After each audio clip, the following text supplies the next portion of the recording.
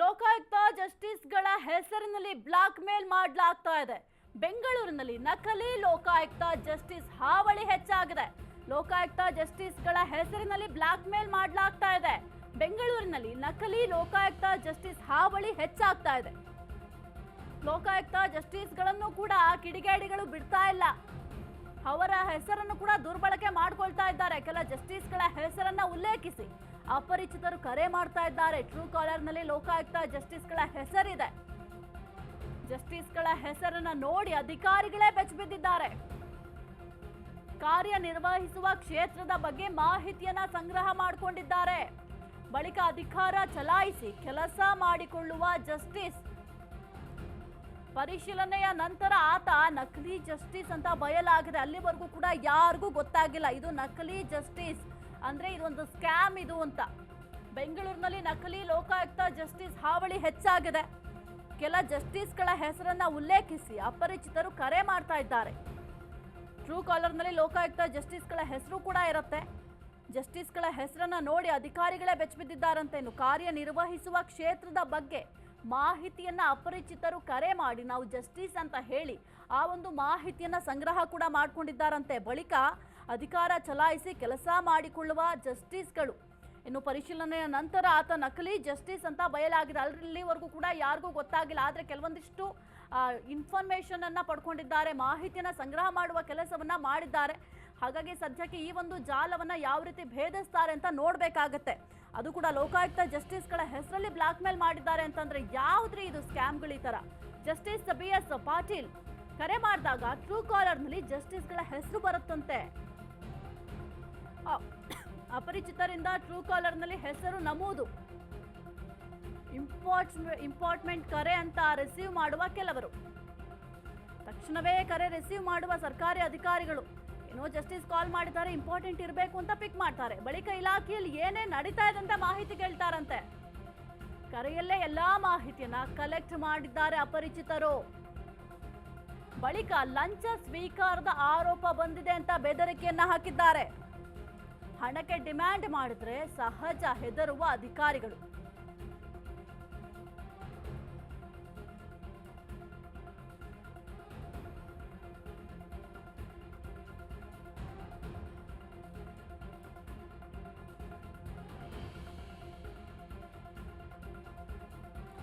ಲೋಕಾಯುಕ್ತ ಜಸ್ಟಿಸ್ಗಳ ಹೆಸರಲ್ಲಿ black mail ಮಾಡ್ತಾ ಇದ್ದಾರಂತೆ. ಜಸ್ಟಿಸ್ BS ಪಾಟೀಲ್ ಅವರ ಹೆಸರು ಕೂಡ ಇದೆ. ಜೊತೆಗೆ ಪಣೀಂದ್ರ ಹೆಸರಿನಲ್ಲಿ ಕರೆ ಮಾಡ್ತಾರಂತೆ. ಕರೆ ಮಾಡಿದಾಗ ನಾವು ಟ್ರೂ ಕಾಲರ್ ನಲ್ಲಿ ಚೆಕ್ ಮಾಡಿದಾಗ ಈ ಜಸ್ಟಿಸ್ಗಳ ಹೆಸರು ಬರುತ್ತೆ. ಆಗ ನಾರ್ಮಲಿ ಏನಂತಂದ್ರೆ ಜಸ್ಟಿಸ್ ಕಾಲ್ ಮಾಡಿದಾರಲ್ಲ ಅಂತ ಪಟ್ ಅಂತ ಕಾಲ್ ಪಿಕ್ ಮಾಡ್ತಾರೆ ಅಧಿಕಾರಿಗಳು.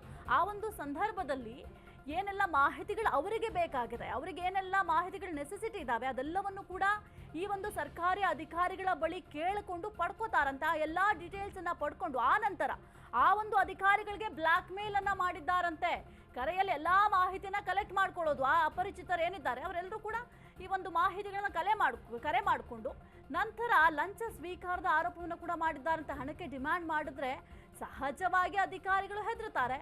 ಜಸ್ಟಿಸ್ BS ಪಾಟೀಲ್ ಪಣೀಂದ್ರ ಹೆಸರಿನಲ್ಲಿ ಈ ಒಂದು ಕರೆ ಬಂದಿದೆ.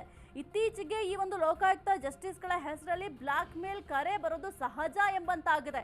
ಎಷ್ಟರ ಮಟ್ಟಿಗೆ ಸ್ಕ್ಯಾಮ್ ಮಾಡ್ತಾರೆ ನೋಡಿ, ಭಯ ಆಗುತ್ತೆ. ಈಗ ನಾವು ಯಾವುದೋ ಒಂದು ಅಪರಿಚಿತವಾಗಿ ಕಾಲ್ ಬಂತು ಅಥವಾ ಯಾವುದೋ ಒಂದು ಅನ್ನೋನ್ ನಂಬರ್ ಬಂತು ಅಂದ ತಕ್ಷಣ ಅಲ್ಲಿ ಟ್ರೂ ಕಾಲರ್ ಚೆಕ್ ಮಾಡ್ತೀವಿ. ಟ್ರೂ ಕಾಲರ್ ನಲ್ಲಿ ಯಾವ ಹೆಸರು ಬರುತ್ತೆ, ಓಕೆ ಇವ್ರ ಹೆಸರು ಇದು ಅಂತ ನಾವು ಡಿಸೈಡ್ ಮಾಡ್ಕೋತೀವಿ. ಆದ್ರೆ ನೀವು ಹುಷಾರಾಗಿರ್ಬೇಕು. ಟ್ರೂ ಕಾಲರ್ ನಲ್ಲಿ ಒಂದು ಹೆಸರು ಇರುತ್ತೆ, ಅಲ್ಲಿ ಕರೆ ಮಾಡಿರೋರು ಬೇರೆ ಇರ್ತಾರೆ. ಮೊದಲಿಗೆ ವೆಂಕಟೇಶ್ ಕರೆಯನ್ನ ಸ್ವೀಕಾರ ಮಾಡಿರ್ಲಿಲ್ವಂತೆ. ನಂತರ ವೆಂಕಟೇಶ್ಗೆ ಪದೇ ಪದೇ ಕರೆ ಮಾಡಿದ್ದ ಅಪರಿಚಿತರು ಅನುಮಾನಗೊಂಡು ಲೋಕ ಕಚೇರಿಗೆ ಬಂದು ಪರಿಶೀಲನೆಯನ್ನ ಮಾಡಿದ್ದಾರೆ.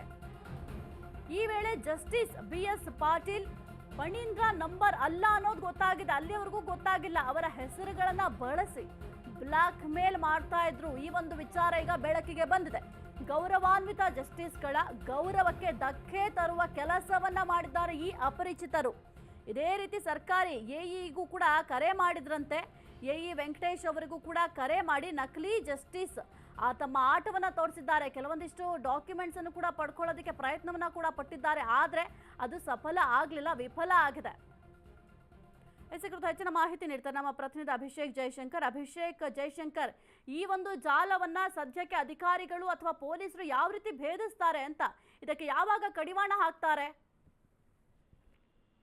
ಈಗಾಗಲೇ ಏನು ಆ ಫೋನ್ ನಂಬರ್ಗಳನ್ನ ಇಟ್ಕೊಂಡು ಅದರ ಮೂಲ ಯಾವುದು ಅನ್ನುವಂತಹ ಒಂದು ವಿಚಾರವಾಗಿ ಈಗಾಗಲೇ ತನಿಖೆಯನ್ನು ಮುಂದುವರೆಸಿದ್ದಾರೆ. ಸಹಜವಾಗಿ ಎಲ್ಲಾ ಡಿಪಾರ್ಟ್ಮೆಂಟ್ಗಳಲ್ಲಿ ಕೂಡ ಲಂಚ ತೆಗೆದುಕೊಳ್ಳುವಂತಹ ಒಂದು ಅಧಿಕಾರಿಗಳಿದ್ದೇ ಇರ್ತಾರೆ. ಅಂತಹ ವ್ಯಕ್ತಿಗಳನ್ನ ಚೂಸ್ ಮಾಡಿ ಇವರು ತಾನು ಲೋಕಾಯುಕ್ತ ಅಂತ ಹೇಳಿ ಬೆದರಿಕೆಯನ್ನ ಹಾಕಿ ಅವರಿಂದ ಹಣ ವಸೂಲಿ ಮಾಡುವಂತಹ ಒಂದು ಕೃತ್ಯಗಳನ್ನ ಮಾಡಿದ್ದಾರೆ. ಅಂದ್ರೆ ಈ ಹಿಂದೆಯೂ ಕೂಡ ಈ ಟ್ರೂ ಕಾಲರ್ ನಲ್ಲಿ ಈ ರೀತಿಯಾದಂತಹ ಹೆಸರು ಬರುವ ರೀತಿಯಲ್ಲಿ ನಮೂದನ್ನ ಮಾಡಿ ನಂತರ ಅವರಿಗೆ ಕರೆಯನ್ನ ಮಾಡಿ ಇಂತಹ ಒಂದು ಕರಪ್ಷನ್ ಆಗಿದೆ, ಇದರಲ್ಲಿ ಇಷ್ಟು ಕರಪ್ಷನ್ ಆಗಿದೆ, ನಾವು ದಾಳಿಯನ್ನ ಮಾಡ್ಬೇಕಾಗುತ್ತೆ, ಹೀಗಾಗಿ ಮೊದಲೇ ಸೆಟಲ್ಮೆಂಟ್ ಗಳನ್ನ ಮಾಡ್ಕೊಳ್ಳಿ ಅಂತ ಹೇಳಿ ಅವರಿಗೆ ಕರೆಯನ್ನ ಮಾಡ್ತಾರೆ. ಸಹಜವಾಗಿ ಅಲ್ಲಿದ್ದಂತಹ ಅಧಿಕಾರಿಗಳೇನಿದ್ದಾರೆ ಅವರು ಹಣವನ್ನ ನೀಡುವಂತಹ ಅಂದ್ರೆ ತಲುಪಿಸುವಂತಹ ಒಂದು ಕೆಲಸಗಳನ್ನ ಕೂಡ ಮಾಡ್ತಾರೆ. ಹೀಗಾಗಿ ಸದ್ಯ ಇದನ್ನ ಒಂದು ದಂಧೆಯನ್ನಾಗಿ ಮಾಡಿಕೊಂಡಂತಹ ಅಪರಿಚಿತ ಏನಿದ್ದಾರೆ ಅವರ ವಿರುದ್ಧ ಈಗಾಗಲೇ ದೂರು ಕೂಡ ದಾಖಲಾಗಿದೆ.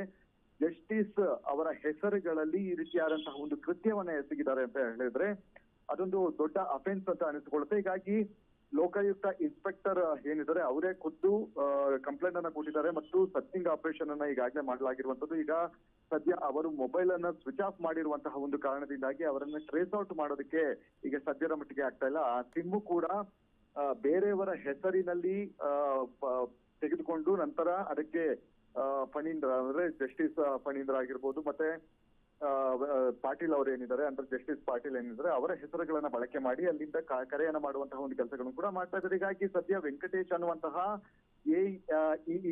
ಏನಿದ್ದಾರೆ ಅವರಿಗೆ ಕೂಡ ಕರೆಯನ್ನ ಮಾಡ್ತಾರೆ ಮತ್ತೆ ಬ್ಲಾಕ್ ಮೇಲ್ ಮಾಡೋದಕ್ಕೆ ಮುಂದಾಗ್ತಾರೆ. ಯಾವಾಗ ಇವರಿಗೆ ಅನುಮಾನ ಬರುತ್ತೋ ತಕ್ಷಣ ಲೋಕಾಯುಕ್ತ ಕಚೇರಿಗೆ ಹೋಗಿ ಅಲ್ಲಿ ವೆರಿಫಿಕೇಶನ್ ಮಾಡುವಂತಹ ಒಂದು ಕೆಲಸಗಳನ್ನು ಕೂಡ ಮಾಡ್ತಾರೆ. ಆದ್ರೆ ಅಲ್ಲಿ ಯಾರು ಕೂಡ ಅಂದ್ರೆ ಈ ರೀತಿಯಾದಂತಹ ಒಂದು ಕರೆಯನ್ನ ಮಾಡಿಲ್ಲ ಮತ್ತು ಆ ನಂಬರ್ ಫೇಕ್ ಅಂತ ಗೊತ್ತಾಗುತ್ತೆ. ಇಮಿಡಿಯೇಟ್ ಆಗಿ ಅಲ್ಲಿದ್ದಂತಹ ಅಧಿಕಾರಿಗಳಿಗೆ ಒಂದು ಮೆಸೇಜ್ ಅನ್ನ ಕೊಡುವಂತಹ ಅಂದ್ರೆ ಮಾಹಿತಿ ಕೊಡುವಂತಹ ಒಂದು ಕೆಲಸಗಳನ್ನು ಕೂಡ ಮಾಡ್ತಾರೆ. ಹೀಗಾಗಿ ಸದ್ಯ ಅದರ ಮೂಲ ಯಾವುದು ಮತ್ತೆ ಆ ವ್ಯಕ್ತಿಗಳು ಯಾರು ಅನ್ನುವಂಥದ್ದು ಈಗ ಸದ್ಯದ ಪ್ರಶ್ನೆ ಆಗಿದೆ. ಯಾಕಂದ್ರೆ ಅವರನ್ನ ಬಂಧನ ಮಾಡೋದು ಅತಿ ಶೀಘ್ರದಲ್ಲಿ ಬಂಧನ ಮಾಡೋದಕ್ಕೆ ಎಲ್ಲ ಸಿದ್ಧತೆಗಳನ್ನು ಮಾಡ್ಕೊಂಡಿದ್ದಾರೆ ಸಾಹಿತ್ಯ. Okay, thank you Abhishek Jaishankar ನಿಮ್ಮೆಲ್ಲ ಮಾಹಿತಿಗಾಗಿ.